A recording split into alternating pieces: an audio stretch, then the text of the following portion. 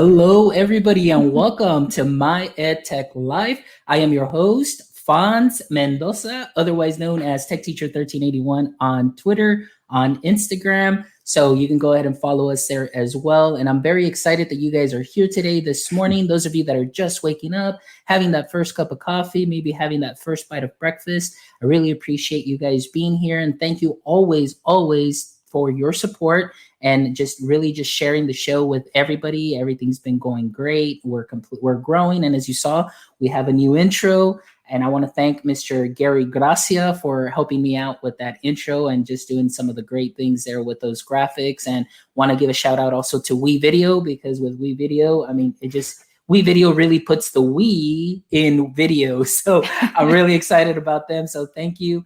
And today we have a special show. I mean, actually all shows are special because all our guests are wonderful. They're great. They're excellent practitioners, subject matter experts, or just people that are very innovative and they just want to share ideas. And today we have, pretty much all of that bundled in one. So I'm really excited to have Rachel Johnson here along with Katie Atwell, otherwise known as the Edugals. And if you ever hear of the Edugals, you might go to edugals.com and I'll pop in that link. And they have a wonderful podcast where they put teachers at ease. They talk tech through a podcast, which is something that is wonderful. Again, really useful resource, and especially now through the times of remote learning. So welcome, Edugals. Welcome, Katie. Welcome, Rachel. It's a pleasure to have you here all the way from Ontario, Canada. So Rachel is a high school science teacher, mainly chemistry. She's also the department head there in her school, along with Katie, who's also in the high school, and she works in the ESL department, works with ESL students. And so I'm really excited to have you guys here all the way from Ontario, Canada. And, so let's go ahead and get started. Let's go ahead and just have our chat here. And Rachel, just tell us a little bit more about your role in school and maybe just kind of see things through your lens, through this time of remote learning. What are some of the things that you've seen, that, how you've overcome those things, how the students are doing? I know it's a loaded question, but I'm always curious. I'm curious just to hear things from different perspectives. Well, yeah, my name is Rachel Johnson. So as Fod said, I'm a chemistry teacher. I also teach other sciences. I do math. I was actually in our school library for a section this semester too. So I wear many hats in my school. And so department head, it's a lot of fun. And I've been at that school for 10 years now. This is going to be my 11th year in education. So it's been a great journey. And it's this last year, it's been a year. Part of my role in my school is also as an IT lead. So sort of really helping our teachers through that remote learning was quite an experience. And just even, little things like having drop-in sessions for staff to come ask questions and really sort of help them out with some of the tools. I think that was probably like the most useful thing. Oh, that's great. Yeah. And I understand what you're saying as far as that tech standpoint. Just it's interesting, how pedagogy changed, and now it's, through the tech and you being able to be there for those teachers, like you said, very important role, wearing many hats and just trying to help as many people as you can, just to put them at ease and bring that comfort level during this time. Yeah. Awesome. Katie, how about yourself? Tell us a little bit more about what you do, your role, and, have you had to wear many hats too, as well as, like Rachel stated? Yeah, definitely. So I teach English as a second language, so ESL. And then I also teach English literacy development, which is like ESL, but for students that don't have literacy in their first language. So it's been challenging. It's especially when we talk remote learning for those kids, because they don't have the language to navigate technology.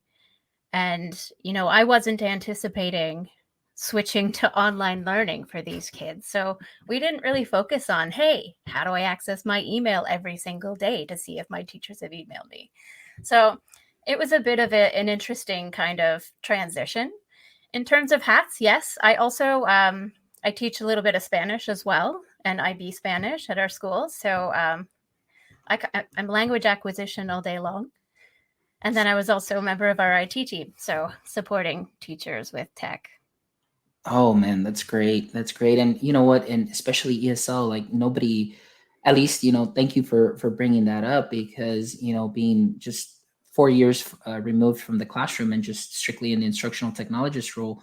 I mean, I remember just a little bit about that, but now when you brought that up, it's the language. First of all, it's the language acquisition, but also the digital literacy as well. That could also be a barrier for our students. So I'm thankful for teachers such as yourself that really go above and beyond and really have to think quickly and how to provide tech so the students can go ahead and continue their learning. And so I'm pretty sure that has been something that's very interesting. So what are some things now that you're looking at, that you're seeing that are going to be coming up now in this school year? I know we mentioned prior to the chat that you'd be starting school maybe just a week later. What are some of the preps or the preparations that you guys have been doing just to get ready for this next coming school year? Yeah, so our board we're switching to what we call Brightspace. It's an LMS system. And so every high school teacher has to create a classroom on this LMS and deliver content and instruction that way. So we're doing a bit of a hybrid model. So sometimes students will be in school, sometimes they'll be learning at home. And so what we're having to do is get staff trained on Brightspace, make sure that they know how to use this online system because it's not as easy as Google. So there are a lot of challenges that way.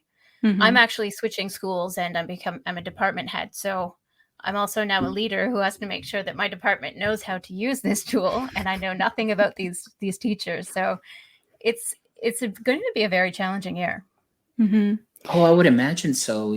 Just that transition, and like you said, were you using Google before, like Google Classroom, before you were changing to Brightspace? Oh, okay, so that's definitely going to be a transition for a lot of teachers. Getting them up to date and up to speed with the new LMS, and so I applaud your efforts for that because it's definitely something that's not easy to do a transition. Coming into a new school year. How about yourself, Rachel? What are some things that you've seen or noticed?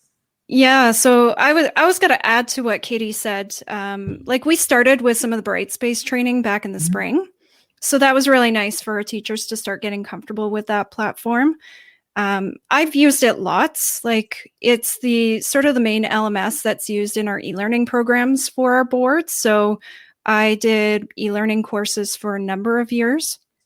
So I led a lot of that Brightspace training, and I think our teachers are feeling a bit uneasy about it, and they're going to need a lot of support this year for sure. But yeah, it's the other thing that Katie didn't mention is that our board's going to what we call a quadmester model. So instead of courses like typically in Ontario, our kids take 4 courses in a semester, and then they do 4 more courses in the next semester. So instead of that, we're splitting semesters in 2, and we're doing 2 courses only, so that we can keep to like all the cohorting and all the safety sort of protocols that are being put in place. And so we're doing those classes for 10 weeks at a time. But only 2 courses. So I think it's going to be really interesting because I think a lot of teachers are really going to have to rethink, how they're going to approach their assessment and evaluation, and how they're going to plan for these bigger, larger chunks of teaching time, right? Yeah, I think we have like 3 hours face-to-face in the morning with just 1 course. Yeah. So wow. That's a long time. And you can't just like stand up there and speak at them, right? So we need to find ways to kind of shift the way we traditionally teach to give them more opportunities to really learn the content and interact. Oh, wow. So 3 hours in the morning, and then the kids go home, and then in the afternoon we have 120 minutes with our second class that's virtual. Wow. Yeah. Wow, that is interesting. That is very interesting. Like you're saying, like, having to do the accelerated blocks. I guess, here would be block scheduling where you would have, like you said, it's very similar, like 4 courses, one semester, then the next semester. But now you're really accelerating that and then just having to be there. One of the things that you mentioned that really stuck out is just the rethinking process, rethinking the assessment, rethinking the instruction. And I think for a lot of teachers and even ourselves included, in instructional techs, we're used to also just going to campuses, visiting with teachers, doing sessions face to face. And now through, everything that's has transpired, everybody has had to rethink, pretty much just the way that we do our jobs and, having to think outside the brick and mortar four walls of a school to now in a virtual setting. And how, like you mentioned, how do you provide or create, assessment, or proper assessments? How are you assessing the learning? And then with all the technology, maybe glitches that may come in the way, all of those things, it's something that is very interesting. And so I know you said, you're training a lot of the teachers, and I know that there's definitely a lot of that uneasiness that comes with that. Are you guys doing anything, just to show that support, just kind of helping them out, and maybe not so much in the tech, but just, just assuring them that maybe that emotional learning too as well, I'm pretty sure that there's a lot of that going on too as well. Yeah, definitely. Yeah, I've just been kind of reassuring my department. They've already started reaching out with concerns because we don't yet know what we're teaching either. So there's this uneasiness of I need to learn a new platform and get a course set up, but I still don't know what I'm teaching. And so, I think we're just kind of all trying to build each other up, help each other out as much as possible, share whatever resources we can if they end up teaching a course that we normally do. Just kind of doing what we can to support the process. Yeah, I'd say the same thing. We're going right now, like all the school-based leaders, department heads, we're going through this major restaffing and retimetabling all of our schools because our students had a choice of whether they were going to come back and see us face-to-face or whether they wanted to do school virtually this year, which is great. Our students had that choice. But now we're having to redo all of our classes, redo all of our timetable to fit this quadmester. So there's a lot of teachers out there who are really uneasy right now.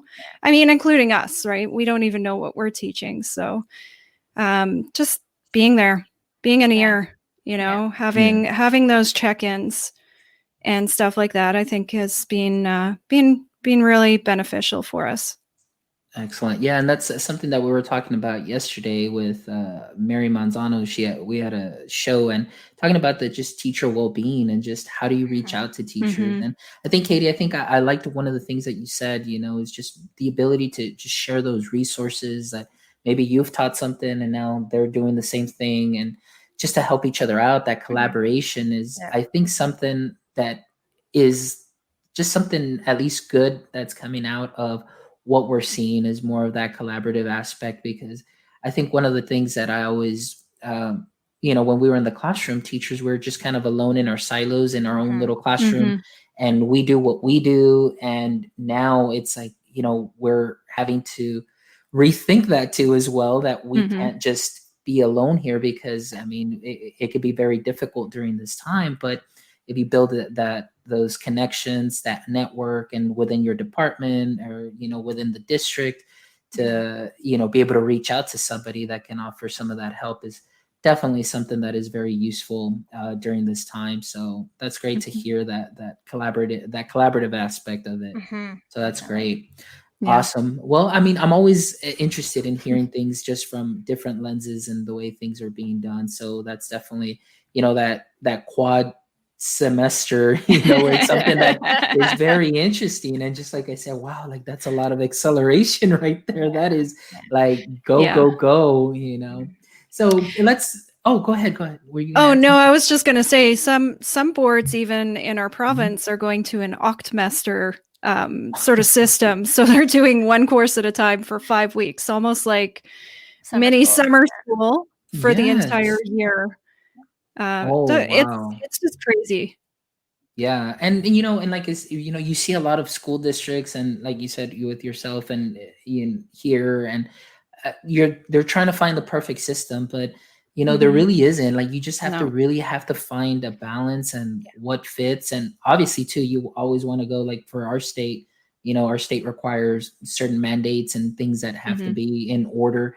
So kind of being within those means and just trying to find creative ways of taking attendance, even creative ways of making sure, like you said, you can assess properly, state assessments and preparing students for that. So that's definitely a lot of added stress there, for everybody. But so I wanted to talk now, first of all, is getting into the Edugals podcast. Now, one thing that I love about this, and I'm going to share the screen with our audience right now, and I did put the link there in the Twitter chat, is just what I love here is that you put here, our goal is to help make it easier for all educators to learn and incorporate technology in the classroom without having to figure out themselves.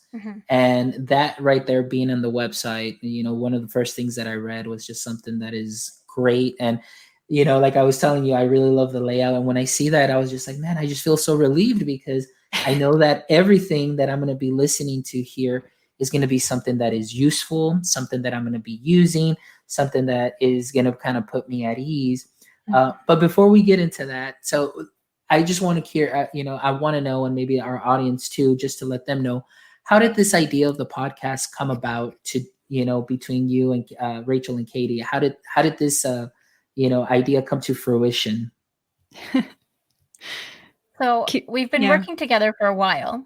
And so kind of how it came about is we both like technology, and we like to nerd out together to learn new things or go to different conferences and kind of figure it all out. And then as our roles on the IT team in our school, it kind of naturally fell where we were creating resources for teachers and supporting teachers, but we were too scared to do a podcast for the longest time. We are both very introverted, which is really kind of interesting. But so we were like, oh, we can't do it. There's no way we can pull this off. And then closures happened, and we were like, well, now I think we have to do this, because, there are teachers out there struggling, and we have knowledge to share. So let's just go for it. Yeah, that pretty much sums it up. I mean, I remember right before school closures happened, we were up in our server room. So that's sort of like where our IT team kind of, has their home base. And Katie had just gotten a microphone, and we're like, let's do this. Let's try recording some stuff. Let's record our intro. And it's tough when you first start a podcast and press that record button. It's so scary, but you just do it and you get used to it. And I think we found a really good rhythm now. So I think so. Yeah. Yeah, that's great. And like I said, it's about 17 episodes in, doing your podcast, and just even looking at the titles and everything, this is definitely something that is very useful. So guys, it doesn't matter what district you're in, if you're looking out for some great podcasts by some wonderful educators, just go to edugals.com and you'll be able to hear some great podcasts. And of course, they also have their blog set up here. And as far as the blogging is concerned, there we go. The blogging. So are all these blogs just you guys writing these out for your, here for your website? Yeah. That is wonderful. We just have an idea and we say, well, let's just go for it. Let's write it out and let's share it. We actually have this giant list of ideas. It's just finding the time to really sit down and write something. We find it so much easier just to get on a mic and have a conversation about something. So, the podcast has really kind of picked up with that. And Well, this is great. This is one thing that I love, that, through these times or adverse times that we're facing, it's just a lot of educators have really just stepped out of their comfort zone. And like you said, you guys have so many ideas, and maybe this was something that I was already kind of like, well, how, you just maybe didn't have the time, because we were still, in our traditional setting. But now we've seen, YouTube blow up with so many educators that are out there putting out knowledge, completely free. It's definitely become an EdTech 24-hour party, because anywhere that you look, anywhere that you go on Twitter, through your PLNs and YouTube, educators are putting out some great stuff that could be very useful. And, I'm all about sharing that. And so one of the things that I really enjoyed was, and having you guys on, is just because, just this, for the same reason, the way that this show started was, it's like, hey, you know what, I had an idea. And then, quarantine happened. So I said, okay, now's a good time to just hit play on, on StreamYard, and, let's see where it goes from there. And now it's just, 20, I think we're like 19 shows in now, and very similar aspect, just trying to connect educators and bring people such as yourselves that are doing some great things and sharing your knowledge to, other people. And so that way they can go in, hop on, and just see, things through a different lens. And I think that's something that is wonderful. So as you are going through your podcast, I'd like to know, what is the little rhythm and flow that you go through? Do you guys kind of just pick an idea? Like right now I see, you did do the one for Brightspace, because it's something that right now your district's working on. But prior to that, is it things that are just mainly related there within your district, your schools, or, overall just something that can be used by a lot of people? I think we really just kind of try and put our feet in the shoes of educators who are just kind of starting out with these tech tools, and we try and think of, well, what topics are they going to need help with? Yeah. And so when we started out with remote learning, we're like, okay, they're going to need help with this topic and this topic. So we've kind of been building on that, and we've got ourselves a really good list now of all of the different things we want to talk about for the next, half a year, I think. Yeah, and it also, we didn't have a good rhythm at first. Well, it was a rhythm. I wouldn't say it was a functional rhythm, but it was kind of like we are like down to the wire if we are releasing it on Tuesday. Like I'm up doing the show notes until like 1 a.m. Tuesday morning. Yeah. Because we were still doing a full course load, plus managing families, and then picking up on this podcast. And so it was a bit crazy. But now we're actually more organized. Yeah, we're definitely more organized. We took a couple weeks off in the summer because we were feeling a little burnt out ourselves. So yeah. Yeah. And so, like you said, burnout, I mean, that's something that's definitely on everybody's radar, ever since, March and your school closures and going digital. And I think that really a lot of teachers, they really didn't get too much of a break, in the sense that a lot of teachers, even though they were off contract, were still attending PDs.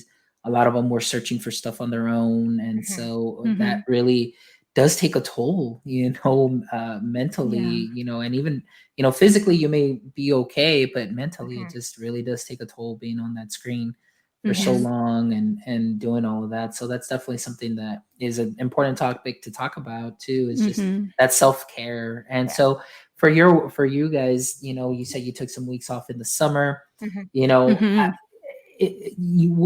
focusing on family and things of that sort, how did that feel? Just because I mean, I'm just asking this because maybe a lot of people right now, a lot of teachers maybe like, I don't even remember what that feels like, but just tell us a little bit about that. You don't have to go into detail as far as what you did, but how did you feel coming back from that little nice mental break and just kind of disconnect after a while? Definitely refreshed.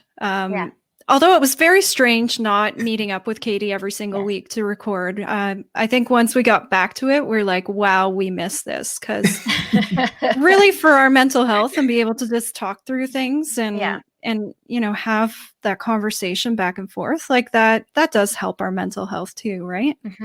It definitely does. Yeah. Yeah, it was kind of nice to have a couple of weeks where I didn't feel like there was a deadline looming. So no, it was good. I felt much more refreshed, and then we kind of recorded a few, so now we're a little bit ahead of the game, a little bit. There you go. So that's always good, trying to stay ahead of the game.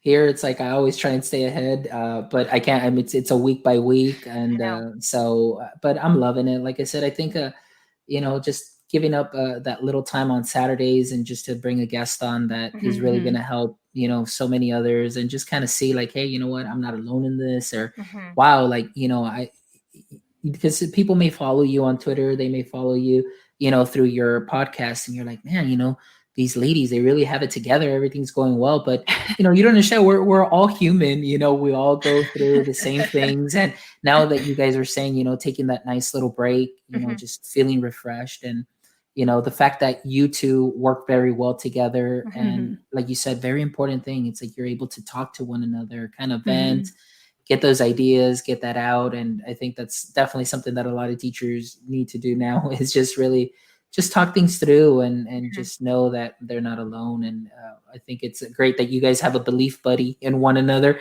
And that's something that I'm quoting from Mary Montano yesterday, which is something that was important, as somebody who has an idea, and then you just need that one person, that belief buddy, that's going to, back you up. And, you're doing some wonderful things, through your blogs and your podcast. And more than anything, what you're doing is helping people within your district, and how to talk them through, integrating tech, and just putting them at ease, and just they can listen to that podcast, while they're washing dishes, or, eating breakfast, having a cup of coffee, and the learning's always going on. But it's just something that's great. So it's kind of like a little, personal PD hub for them to go to. So that is awesome. Yeah. And we always try to have really detailed show notes, because sometimes I'm the type of learner, sometimes like I don't learn well by listening. Sometimes I need to see it. So we also try to provide the notes for teachers to be able to then go and take a look, see some screenshots, have some step-by-step if needed, that sort of thing. So nice. That's wonderful. That's definitely very useful, because you are right that although you can, and what I love about podcasts is that, you can learn anywhere at any time without having to focus on the screen. Yeah. However, you do have those visual learners too as well that, would like to read and then see those step-by-steps. And that's great. That is definitely a useful tool, because you're kind of hitting those different modalities of learning within the educators themselves. So I think that's very useful. As far as my show notes, it's just really a summary of what we talked about. And then I'll just put in your Twitter links there, and then your podcast link, and then say, here you go. That's pretty much the extent of my show notes, just because I said, it's very, it's just more of an informative show. But I really appreciate what you guys are doing, and just keep up the hard work. And so any other projects coming up, maybe possibly branching out, maybe every once in a while, maybe throwing it out there, maybe on StreamYard or something. Maybe I can't believe it. I can't believe you guys said that this is your first time being on camera, on a live show. So I'm thankful and honored that I'm your first show that you guys do live. And, maybe that might be something that you guys might venture into at some point, maybe. What do you guys It's an think? idea that's come up. Yeah. And I think that's something great. And I know for use cases for education, I know that there's a lot of teachers that are using StreamYard to put out their classes and, do the stream, everything records. You still have the class comment, option and all there and everything. So that's great. But, Rachel, Katie, I want to thank you so much for being here with me today and taking this little time of your morning to really share the wonderful things that you're doing through podcasting and the technology integration, and just helping teachers feel at ease. And a lot of those teachers that probably listen to the podcast are teachers within your district. So also that's a big benefit, that you get teachers that hear that familiar voice. They get to see you and say, hey, you know what, and you never know how the great impact that you guys are making. So thank you so much for being here today. I really appreciate your time. And guys, everybody that's watching and listening, thank you so much. You guys have been wonderful. Thank you guys for your support. And the Wakelet will be coming up soon, so you'll be able to watch a replay of the show. And you'll also be able to listen to us on Anchor. So go ahead and check that out. We'll be posting that on Twitter. So thank you guys. Don't forget that this, in a couple of hours, in about 2 hours, we'll be live again also with Mr. Bruce Reicher as well. And we'll be talking to the authors of Scripted, which is a wonderful book of dealing with media content. So check us out for that show. And hopefully when Miss Rachel and Katie, maybe someday you guys will, do something When you guys write your book, when you guys do something, hey, I just want to let you know that you guys will always have an open invitation. So feel free to reach out at any time, any projects that you'd like to share, with the world or with a different audience, just let us know. Open invitation is always here. So thank you guys for everything that you do. I appreciate it. Continue on the hard work. And I wish you both the best in this coming school year. Thank you so much. Oh, you're very welcome. Thanks so much. You're very welcome. It's a pleasure to have you guys. Y'all take care. Y'all enjoy your rest of your day. All right. Thank you very much, guys. Appreciate it. Have a wonderful, wonderful day. And don't forget, stay techie, my friends.